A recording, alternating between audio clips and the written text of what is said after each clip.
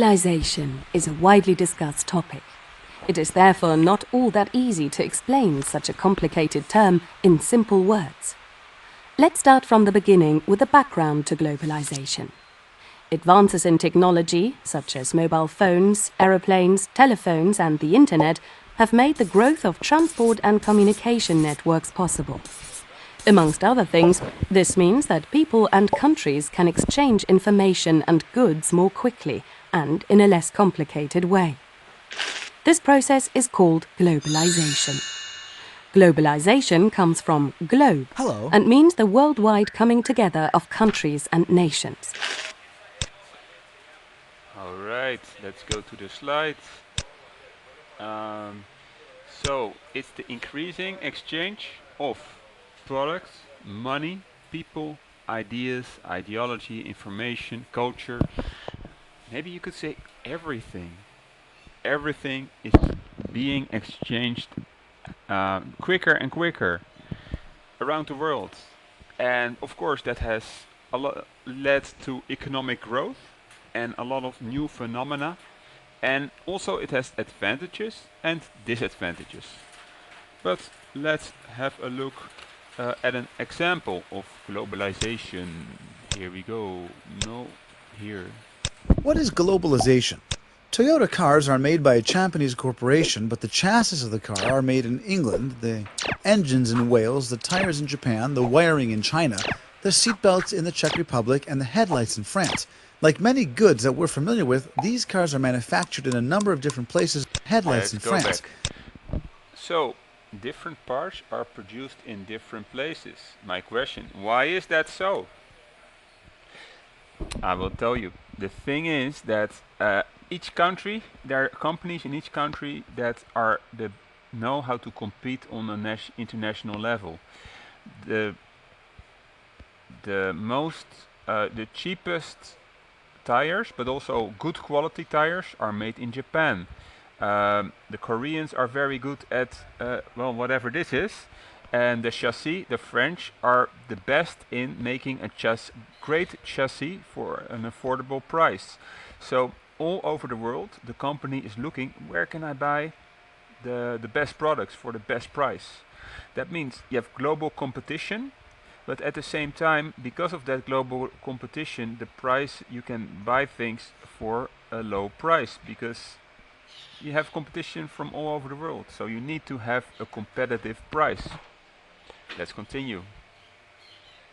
Like many goods that we're familiar with, these cars are manufactured in a number of different places in the world. This is an expression of globalization. In 1986, global trade reached a scope of approximately 2,000 billion US dollars, and 10 years later, it reached 5,200 billion US dollars. Why did the economy grow so fast? What were what changed during that decade? Think about that for a moment. As a result of this 260% increase, foreign-made products that were rarely seen in countries around the world prior to globalization became a common sight. Cell phones, Globalization internet. is much more than international trade, global chains, and cheap goods. Globalization is a process where countries around the world are becoming closer in a number of areas. It influences people, immigration, employment, ideas, and knowledge. 21% of Canadians were not born in Canada. Globalization has an influence on many aspects of our lives. 69% of Kuwaitis are foreigners, and factories of international companies are built in various places around the world, employing numerous workers. And I just got a message that they're going to start a call center for Dutch-speaking people in Managua. So I can work for online for a call center in Managua and talk Dutch and make money. That's crazy, right? But that's globalization. Many goods are manufactured and sold identically around the world. Globalization changes the face of society, is the source of demonstrations and revolutions, presents us with faraway cultures, and even allows us to pursue justice around the world. For instance, in Amsterdam, there was a huge demonstration when George Floyd was killed by the police in America. There was a huge demonstration against racism after that happened. And also people are protesting against things that are happening in other countries. And countries are pushing other countries to be more democratic, to pollute the environment less. Main economic expression of globalization is international trade, and it brings knowledge within reach, enriches our knowledge, and expands it. All right, let's continue. Um, the phenomena that globalization has led to are more trade between countries, more migration. Is that a good thing or a bad thing? I don't know. More people working or studying in other countries, more competition, a larger market. I mean, you can sell your products to anyone around the world. Factories moving their production to countries with lower wages. Why produce it in Korea? In Korea you can, or China, you can produce clothes, cars for a much lower price. Also the environmental standards and the labor standards are lower, and sometimes people work in horrible conditions. But from a point of view from companies, they make more money because in that way they have less costs. And everything's becoming the same. Every shop in the street has the same stores owned by multinational. Zara, McDonald's, Starbucks are everywhere. And regional companies suffer because of that. Also ideas and ideologies are spread around the world. And so like Fair Trade Movement, Ice Bucket Challenge, ISIS, for the good or the bad. I mean, there is also a shadow side to globalization. And of course, it's made possible by lower air travel costs, all these issues here, but also the mindset has changed. We feel more interconnected with the world. We feel like Europe is closer than it was. Like you can get there in 10 hours for a reasonable price, but also it feels closer. We feel more connected. And at the same time, everybody also nobody wants to lose their own sense of identity. So there are a lot of things going on. And who is in control? Nobody really is in control, but some players in the game have more powers than others, like the European Union, Facebook, the USA, countries like Germany, the UK, China, Russia, and also people in groups, social movements, like the Me Too movement. If you don't know what the Me Too movement is, look it up, look it up. You don't want to work for a guy like Harvey Weinstein. Okay, we go to the next video. This is this one.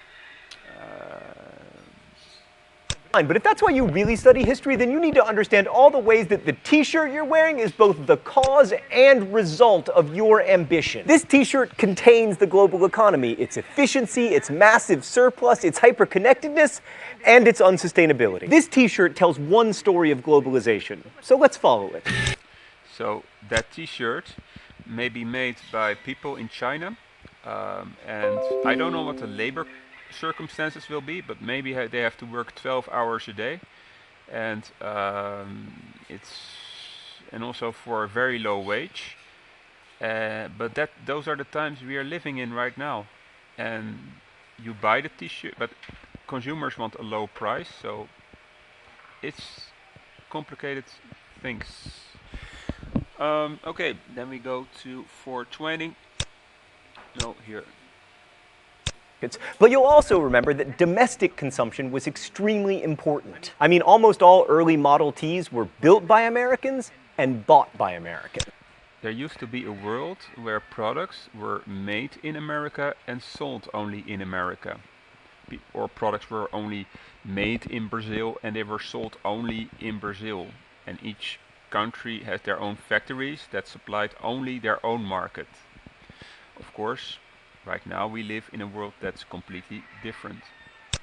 But since the 1960s, and especially today, former non-industrialized parts of the world have been manufacturing consumer goods for domestic markets, yes, but primarily for foreign ones. This t-shirt, made in China and the Dominican Republic before being imported to Mexico and then to the United States, is a primary example of what I'm talking about, but so is the computer that you're watching me on. Your computer was probably manufactured in China, but with parts from all over the world, especially Taiwan, Japan, and South Korea. And this international manufacturing is always finding new markets too. Like Brazil, for instance, has a huge technology sector. They make iPads there, actually. Sorry, I'm trying to play Angry Birds. But what all these countries have in common is that while there is a domestic market for things like iPads and t-shirts, the foreign markets are much, much bigger. Oh, it's time for the open letter?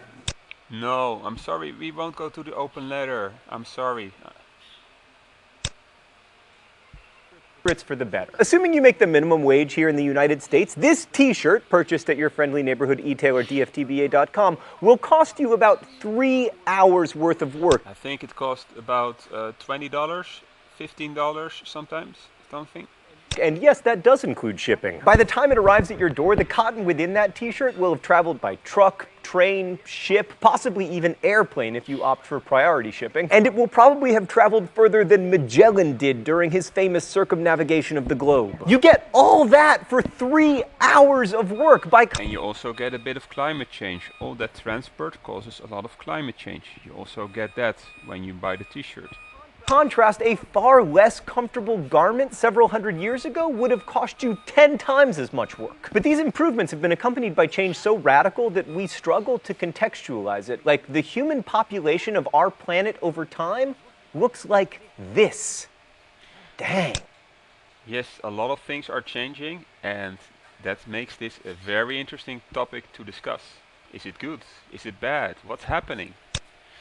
Well, let's focus first on what's happening. If it comes to the environment, all those transportation, also pollution, air pollution causes a lot of damage to the environment. But think also about resources, forests, water, land. Globalization also has an impact on that.